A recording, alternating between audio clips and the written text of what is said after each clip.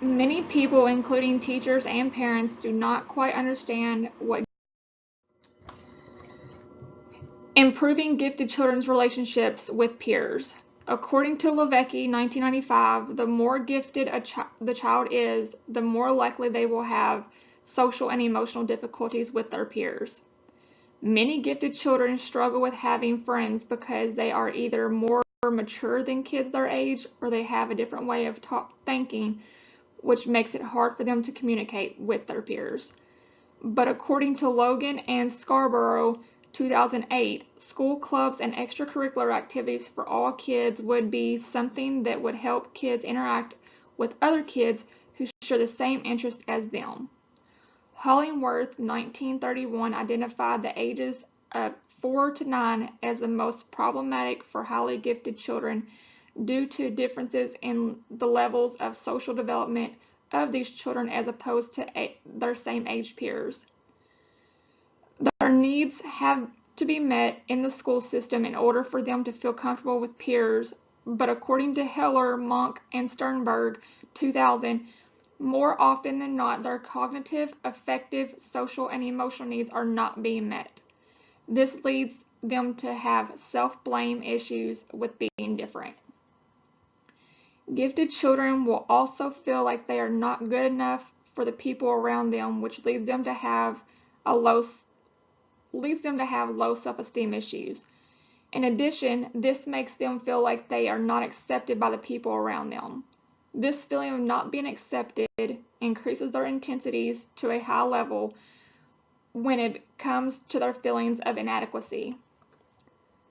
Just like anyone else, gifted children can tell they are different compared to their peers, but they can't seem to understand why or how they are different from their peers, which leads to a lot of frustration. So according to Logan and Scarborough 2008 article, incorporating a variety of clubs into the schools so that every child has an opportunity to join a club that interests them, this could be a way to help all children have better relationships with peers. If this was a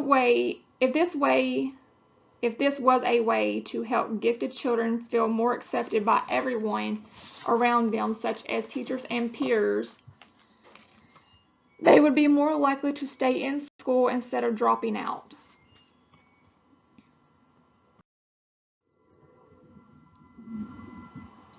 According to Delisle and Galbraith, 2002, gifted children have a high risk factor of dropping out of school, especially when all of their needs are not being met. When gifted children are being provided with positive attachment opportunities when it comes to their teachers, peers, and the schools they attend, then they are not likely to drop out of school. The positive attachment opportunities provide them with a proper amount of support in their educational environment that they need to succeed. According to Putelas and Gottsman 1981 studies, their studies show highly gifted children struggle with peer issues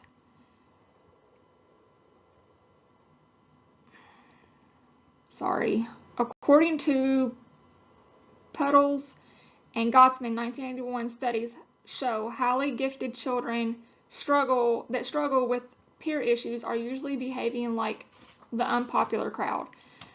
But for the gifted children who don't seem to struggle much with peer relationships are the children who have learned to assume many different roles so they can fit in and are able to go along with their peers.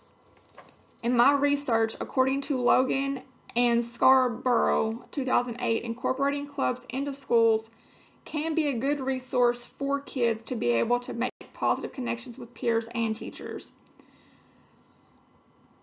All students benefit from supporting and caring relationships with teachers and other adults. This will also give gifted children the opportunity to make friends with other kids who are not gifted, as well as other gifted children that may share the same interests as them. When kids are provided with a large variety of club options, it gives the kids from any and all social, personal, and academic backgrounds the chance to make a variety of friends outside of their comfort zones. This kind of positive and structured extracurricular activities will help promote an improvement in personal, social, developmental, and academic achievements among the gifted students. These clubs will provide students with the opportunity to explore their interests, gain skills, and also have fun with this unique learning experience.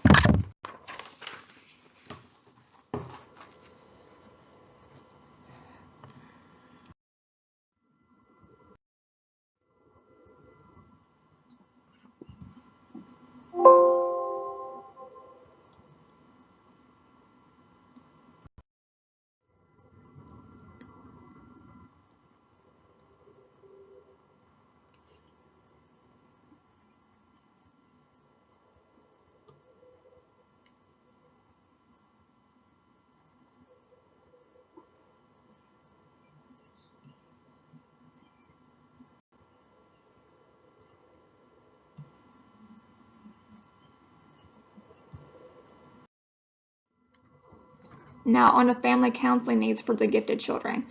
The family functioning and structure can be affected by the child's giftedness due to the amount of pressure they receive from neighbors and the school systems, which result in causing the child to have internal dilemmas. Early family counseling that have more of a preventative instead of a remedial intervention could help the family plan for the child's future and emotional well-being.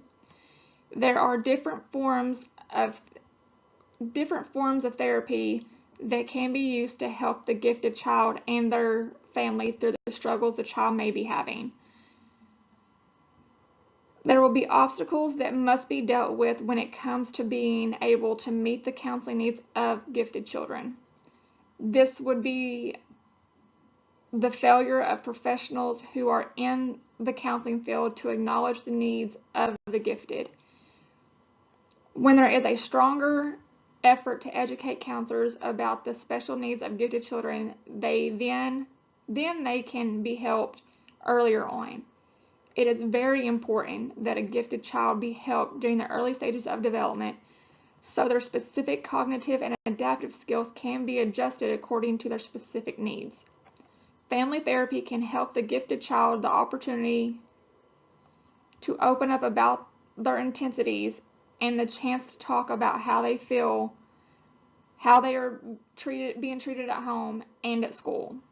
Family therapy sessions can also help the gifted child by having multiple family groups so they can try to reduce the social isolation and other underlying concerns and providing support and education.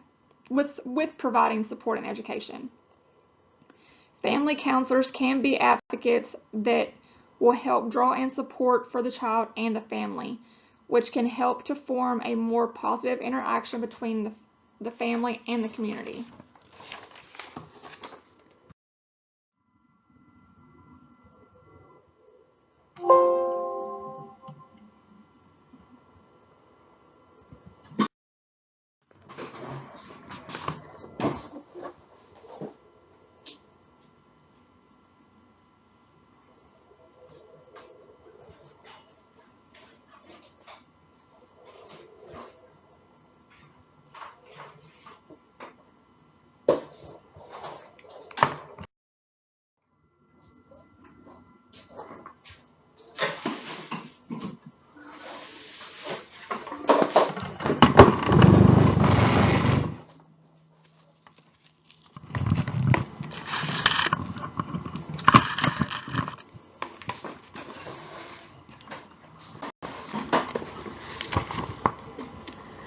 Now on to video therapy for the social emotional needs of gifted children. Although there are different forms of therapy, I want to focus more on video therapy that has been used to help the families of gifted children. This type of therapy has not only been used, but it has been successful in its attempts to help these children. Fine and McIntosh, 1986, stated, these videos have been used to help train family therapists on how to discuss the many problems that are affecting the families of gifted children. These videos were also used in therapy sessions to help patients, teachers, students, and even used to train therapists. This way, the therapist can learn what the needs are for gifted children, so they can learn how to help them in a more effective way. These videos have also been suggested by Newton in 1995 that they can be used for a developmental gifted program in schools. With the way technology is in today's world and how kids rely on technology for everything, children are going to be more interested in videos, video games, TV, and basically anything to do with the internet. So they're going to be more likely to pay more attention to learning if the material is being presented in a way that piques their interest, such as video therapy and video programs for learning. Technology in today's world moves rather fast and should be applied in any way possible. That is, if it will help children learn more efficiently. So this kind of program might help kids stay more interested in class activities if they are watching videos instead of just listening to the teachers talk. Some videos can be used to help explore issues and can be used as a developmental activity or as a part of a program for awareness of the special needs for some children. Also as a therapeutic activity for gifted children, or as a part of a gifted enrichment program. Video therapy can be used developmentally and clinically with individuals and in classrooms. Video therapy can be helpful for gifted students, especially those who feel lonely or different compared to their peers. These films can also be used in counseling to help improve the social and emotional development in gifted kids as well. Bibliotherapy can go hand in hand with video therapy. It is the use of books which can be applied to video therapy. According to Halstead's 1994 definition of bibliotherapy, seems relevant to video therapy. It can be used as a counseling technique for helping people deal with their problems through watching films about characters who have similar problems. According to Reyes, Neu, and McGuire, 1995, this kind of learning and therapy can also help gifted kids if they read poorly. Just because they are labeled as gifted children does not necessarily mean that they are able to read real well.